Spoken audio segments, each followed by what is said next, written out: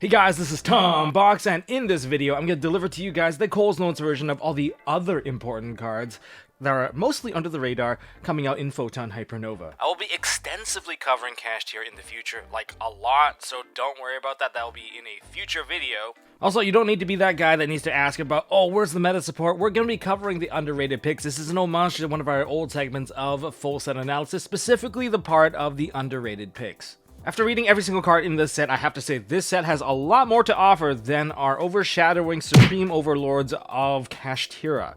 A lot of archetypes are getting support, and this video is trying to give you a taste and broaden your horizons of where these decks can extend into, just in case you had an expectation of what they can do, and then they do something completely different. Now, if you guys want to see more videos like this one, make sure you guys hit that thumbs up button. We've got a lot more to offer, like meta trends, combos, analysis, exposing weaknesses, and I promise you I'll bring back live games this year. Hit that like button, hit subscribe, ding that notification bell, and let's go. And first up, ninjas. The number one reason why you would lose to a ninja matchup is, quite frankly, you didn't see them coming. So if you didn't see GEO the stack ninja coming at you, then you probably deserve to lose. Essentially, that's their combo disruptor. They're going to transform one of their ninjas into this rock, and they're just going to be floodgate trap holing you. Essentially what it does is target two of your monsters, flips them face down, and you cannot change their battle position. That's the best form of disruption that they have in terms of combo disruption, because having two monsters that flip face down kind of cuts off any of your Xyz synchro plays. You can still fusion, contact fuse, and tribute summon, but if you're not playing in those lines, you're going to be stuck with monsters that are face down, and your opponent's definitely not going to attack over it, making it very awkward, and they can use their face down monsters as ninjutsu or transformation material as well. So yeah, just keep that in mind. Other things that they can do, they have Yaguramaru. This is their new contact fuse that requires two ninjas of different types, and this is essentially telling you two ninjas of different types, they can essentially banish one card on the field, so they have a form of removal. And if they want to go for mass removal, if they go for Mazen, and they have their new field spell, World Shrouded in Darkness, every single time they deal battle damage, which all of them can do direct damage if Mazen's on the field, they will pop a card in the field. It's not once per turn, it's a damage step pop, so it's a very difficult thing to interact with. But then again, I think that's a little bit of an overkill, because there's no point in that, because if you're going to attack directly, you might as well just kill your opponent. Number two, BYSTIALs. Now, BYSTIALs definitely aren't under the radar, but this card is definitely worth the reminder. This is BYSTIAL Baldrake. We're essentially getting another level 6 name. If you're only using the level 6 names as hand traps, as removals, then you're probably likely going to replace the Serenity, or you might even play two copies of Baldrake, because Baldrake has a relevant on-field effect that can act as removal for rituals, fusion, Xyz, basically stuff from the extra deck. This card essentially is going to see a lot of play, and it will feel like a staple within the format. Now, before I continue with this video, I want to talk about today's video sponsor, Skillshare. Skillshare is an online learning community with thousands of classes and members who come together to find inspiration and take the next step in their creative journey. The first 1,000 people to use the link down in the description will get 1 month free of Skillshare. The last course I took on Skillshare really amped up my game on editing and saved me a ton of time, like literally hours. And now in 2023, I want to amp up my game on bringing back a lot of the old segments that I love to do, but I want to bring them back in a much better way. And lucky for me, Skillshare has courses on cinematography, and I'm specifically looking to improve my lighting. If you understand your lighting, you can turn your scenes that look like a bad webcam to something that is lit a lot more professionally. The course I'm currently taking is Cinematography Basics Introduction to Lighting Techniques by Zach Mulligan. Where in this course he teaches us about color, intensity, quality, and texture, and how to apply that to your storytelling. Join today and you guys can help bring your passions to life. So try out a risk-free 30-day trial. And thank you Skillshare for sponsoring this video. Number 3, Plunder Patrol, and more specifically, Plunder Patrol Ship Jord, whatever it is. This is their Earth ship, and if you guys know Plunder Patrol, they like playing with different attributes because they can summon them directly straight out of the extra deck, and this gives them the Earth coverage on their attributes. So what does this one do? This one is a resource manager. They're just refueling their entire ship. If you special summon while this ship is on the field, they get to add a Plunder Patrol ship card to their hand. But if it's equipped with something, which 90% of the time it will be, they get to special summon a Plunder Patrol ship monster from the deck. And then also they get to scale this card by activating it on the field, add something back from the graveyard, and then on the scale they get to go back into the extra deck, which means they're setting sail, and they generate 2 tokens on the field, and they get to choose the attribute, which means they can tag into another ship. This is a full resource recovery plus a counterplay all in one. This is something that they really needed, and yeah, they're getting it. Number 4, GISHKIs. GISHKIs honestly would have been meta-worthy news if they weren't overshadowed by cash tier entitlements. But don't get me wrong, you don't want to underestimate this deck, especially when they're going to introduce GISHKI sprites to a locals near you. So what makes them ridiculous is that they have 1-card combos with 4 negates attached to it, 2 of which are Omni and 2 of which are attached to monster-based negation. It's already really good just from that, because if it's a 1-card combo, if the other cards or any of the cards are just counter traps, you just lose at that point. So what gives them that setup? So it actually comes all from this set. They have Aquamirror Focalization and GISHKI Grim. GISHKI Grim is their tour guide that goes for summon another GISHKI from the deck. And guess what? The deck has a Stratos in the deck. That's, I believe, also a level 2. It's that shark head looking thing. And you can use that to kind of cycle through your cards to get to the combo pieces that you need. So that's kind of part 1 of it. And Focalization, on top of being the Rhoda, they also get to set an Aquamirror spell or trap strip from that deck during the end phase if you control water. So you're going to go for the trap card Aquamirror. That's going to let you special summon out a ritual monster straight from the hand. Yeah, and the reason why that's important is because if GISHKI Nerimanes, this is your 3000 beat stick, and upon summoning, you generate another water monster, but this is also your monster effect negator, and you have to bounce back a GISHKI ritual, but it itself is a GISHKI ritual, and it's also not hard once per turn, so you kind of see where all this stuff is being set up. And they also get like an aqua mirror, like an ice mirror, not really important. It's like a super poly, but I don't think it's that great, personally. Number 5, you get a big welcome Labyrinth. For the Labyrinth deck, of course, they get to summon out a Labyrinth monster straight from the deck, but they do have to return a monster on the field back to their hand. So that is one of the limitations, so it's not as free as the regular welcome Labyrinth, but it does have more of a grave application as well. Being a trap card, it has a grave application of you get to basically protect your monster by banishing this card and targeting one of your own fiend monsters and putting it back to your hand. But if you control a level 8 fiend, now this is an offensive card. You get to bounce back one of the other cards your opponent controls. That part is kind of ridiculous if you ask me, considering that you can also use this in Dark World. There are other decks that have fiend-based effects, and if you mill a lot of stuff into the graveyard, if this card gets hit into the graveyard, then that's good for you. You now have an additional removal. I mean, this would have been more applicable if Mystic Mind was still around, but still, since it is a trap card, it is chainable. That's the scary part. Number 6, Evil Eye.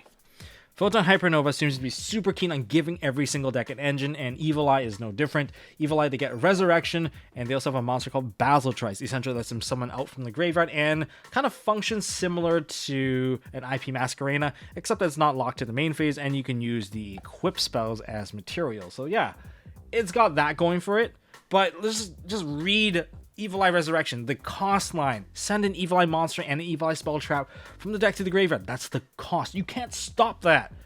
So yeah, they're getting an Evil Eye equip spell. Cool, sure, you can ash the equip from being added, but you're not stopping the other 2 cards. Now you have Gorgonea and Basiltrice in the graveyard. Activate Gorgonea and banish, and send some spell to the graveyard, get the field spell. Now you can get Surziel summon. Now you just get the full line of play. That is ridiculously consistent. I mean, you can already Rhoda, you already have multiple copies of the field spell, but now you get even more of that. This is literally a free giveaway. Number 7, Dogmatika. Dogmatika is finally getting their ritual engine. I mean, they've been shifting gears for some time now, but why not now? Well, just like every other deck getting a free search card, they are getting Dogmatika tricks, and they also get a new boss monster, a ritual monster, Dogmatika White Zoa.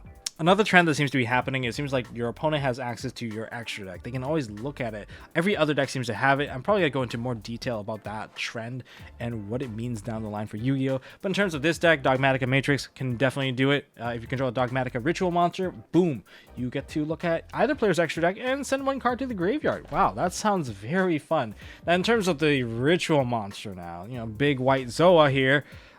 Interesting card. I mean, it is a ripper. It rips apart the extra deck for one. If you have an extra deck, for every 2 cards you have, you rip 1 card from your hand or extra deck, so it could either demolish your extra deck like a Mega Zaborg, or you could trade off a couple of cards in your hand and maybe trigger a couple of effects. It's up to you, I'm just saying. But these are some of the options available for Dogmatika. Number 8, Gigantic Champion Sargus. This is more or less an Earth Machine support, but to be more specific, it is a Springen support, but also Therion. So hear me out here. It's a generic rank 8, sure, but while it has material, you get to add a Therion or a Springen card from your deck to your hand. You're likely going to go for the Therion option, which is Therion Regulus, and that lets you get yourself a nice Omni Negate, which is good. But in terms of the future application, you're likely going to see this in Earth Machine decks, okay, that's cool, but the other deck you're probably going to see it in is, well, I guess technically another Earth Machine deck. It's Super Heavy Samurai. As a part of their combo, once they get into the Pendulum Summon play, they're going to Pendulum Summon the Anchor Drill that they search out because of the Ancient Box or whatever, and then change levels to 8s, and then they overlay into this, and then they get to add Regulus. Regulus is going to re-equip Soul Piercer, giving them another search. So yeah, it can get a little bit ridiculous, and yeah, just expect that in the future that this card may have the potential to go up.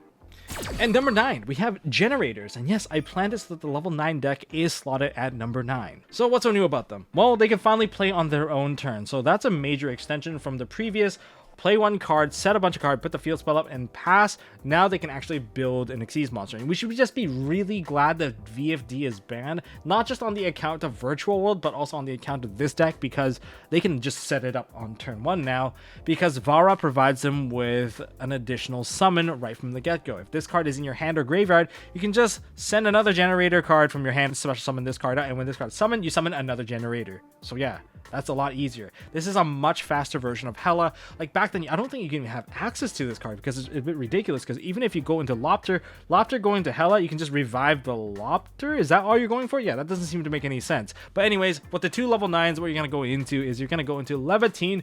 Levitine is a double removal. I don't even think that targets. Yeah, and it's the best kind of removal, converting something into an Xyz material. So how many do you do? Essentially, upon activating its quick effect, tribute it, send it to the graveyard, yada yada yada. Summon out Jormungandr from the extra deck, and based on the number of material, attach that many material to it on the field. So yeah, it's a pretty good form of removal. Even during the Mystic Mind days, it was able to play through Mystic Mind simply because it itself was already the counter. So that was kind of neat. And number 10, we have the Albaz Fusion line. So what else can they do in the extra deck now? So who else can they mingle with? Well, Fallen Albaz can now mingle with Beast, Beast Warrior, and Wing Beast types to go into Lindworm, the Hammer Dragon, essentially just monster effect negation for monster summon from the extra deck, more or less. And yeah, it can also return a monster if it does negate something, and it even comes with its own return ticket in the graveyard. If you have this in Albaz in the graveyard, you get to banish one or the other, summon the other onto the field. So that's pretty awesome.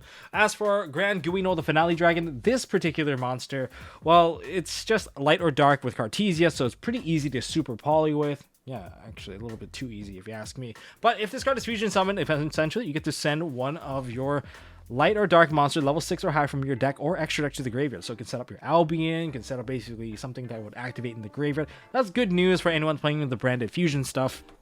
But I guess you can also send like Lubellion, like the Bestial Lubellion into the graveyard, so that's another option. But if, you know, opponent special summons a monster by a monster effect, you get to tag this monster out from the field or graveyard. You get to banish it, and all of a sudden, you get to summon a Despia monster from your extra deck or a Dogmatika monster from your regular deck. And there's another card you can set with Albion, Light of the Branded. I'm not sure if this card's any good, but it seems decent enough, so I'll just give it a quick mention. Target a fusion monster on the field or graveyard, return it to the extra deck. Then you can special summon out a Fallen Albaz from the graveyard, and one monster opponent controls back to their side, and you do what you want with that, I guess, because it's not negated, so maybe you fuse again. Who knows? Do what you want. But that basically sums it up for all the other important cards coming out in Photon Hypernova. Now, don't underestimate a lot of these archetypes. Sure, they're not going to be super relevant right away, but based off of the OCG ban list, like post-ban list, and you see all those deck lists, they have crazy variants, and a lot of it actually stems from this particular point, making them a lot more playable. So it really pushes past how they're expected to perform. So yeah, definitely, hopefully the last 15 minutes gave you guys a nice quick read on a lot of these cards, and maybe you adapt it to a lot of the decks that you're hoping to play but just weren't able to due to, you know, format restrictions. That's all I got for this video, guys. If you guys enjoyed this video, smash that thumbs up button for me. It just tells me that maybe I'll make more of these kinds of videos in the future. And make sure you guys hit the subscribe button, ding that notification bell, check out our sponsor at Skillshare, and I'll see you guys in the next one.